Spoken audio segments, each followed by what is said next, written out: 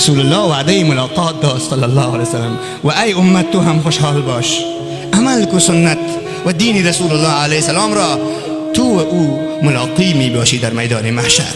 او تو را شفاعت میکنه. خدا کنه که من گناهگار را هم شفاعت کنه رسول کریم صلی الله علیه و آله و صحبه وسلم. بی عایشه گفت یا رسول الله در روز شورا کجا پیدا کرده میتونیم؟ گفت که حوض کوثر، پل صراط. گفت پل صراط چی میکنین؟ امتای مرا به خاطرش میرم که در زیر نقلته دستایش بگیریم. امتا را بیای ببینه سر بلند کن از گنبد سرسبز که امتا در کدام فجایع روان است. خصوصا محافل عروسی ما 80% محافل عروسی ما یک تک فجایع است برادرای محترم. هیچ دیگه دور نرین. ما مراسم عروسی اکثریت مردم ما زنانه را میگم فجایع نیست برادرای بسیار محترم.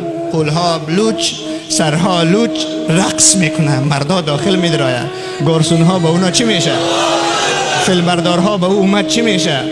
هنرمندا که برش میگن به اومد چی میشه؟ نه پشت لب سیاه کده 16 سالگه کس.